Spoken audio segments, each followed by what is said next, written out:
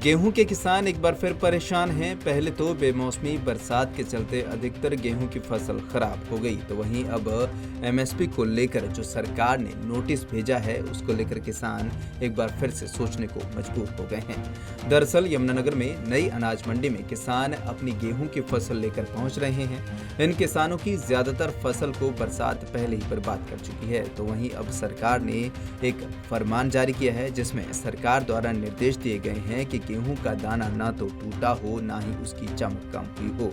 अगर ऐसा हुआ तो उसकी वैल्यू कम की जाएगी। यह वैल्यू कट 16% से लेकर 36% तक है। ऐसे में किसान खुद को ठगा सा महसूस कर रहे हैं।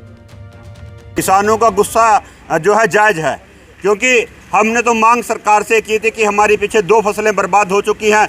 गेहूं की फसल से उम्मीद थी और अच्छी फसल हुई अब की बार कि हमारे को गेहूं पर बोनस दिया जाए, लेकिन उल्टा सरकार ने एक फरमान जारी कर दिया कि कम से कम 16 रुपये से लेकर 32 रुपये प्रति क्विंटल तक एमएसपी पर किसान के पे जो है कट लगेगा गेहूं। लेकिन उसको लेने के लिए भी दोबारा फिर सड़कों पर बैठना पड़ेगा। जो सरकार ने शर्तें तय की है, हम उस शर्त पर किसी कीमत पर सरकार को अपना अनाज नहीं बेचेंगे। अर्थ हटवाने के लिए अगर सरकार आज से हम तक मान जाती है ठीक है, नहीं तो फिर कल से किसान सड़कों पर आएगा। जो मंडियों के सामने रोड है उनको पूर्ण रूप से जाम करेंगे। पूरे हरियाणा प्रदेश का किसान दोबारा फिर सड़कों पर होगा। मिनिस्ट्री ऑफ कंज्यूमर अफेयर की तरफ से हरियाणा सरकार को नोटिस भेजा गया है, जो कल 10 तारीख को भेजा गया है। इसके अंदर क्वालिटी के नाम पर जो है कट लगाया गया है, उसे वैल्यू कट बोला गया है, जिसमें कि 8% से लेकर और 32% तक जो है वैल्यू कट लगाया गया, जिसमें कि 16 रुपये से लेकर और 32 रुपये कुछ पैसे तक के जो है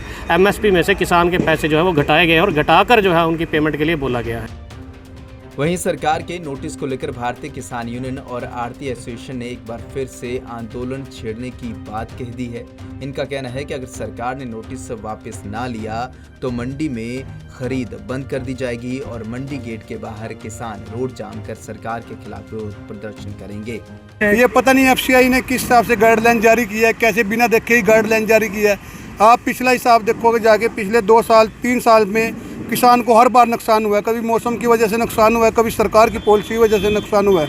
तो इस साल तो किसान को बहुत उम्मीद थी, क्योंकि इस साल जो फसल है वो बहुत अच्छी है और यील्ड भी बहुत अच्छी आ रही है और क्वालिटी बहुत अच्छी है।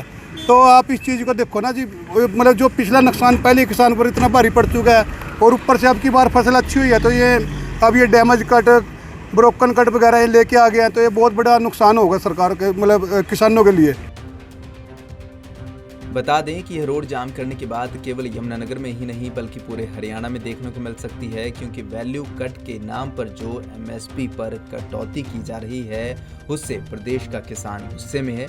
ऐसे में जरूरत है कि सरकार मामले में किसानों के हितों को ध्यान में रखते हुए उचित फैसला ले। पंजाब केसरी टीवी के लिए यमुनानगर से तिलक भारद्वाज की रिपोर्ट।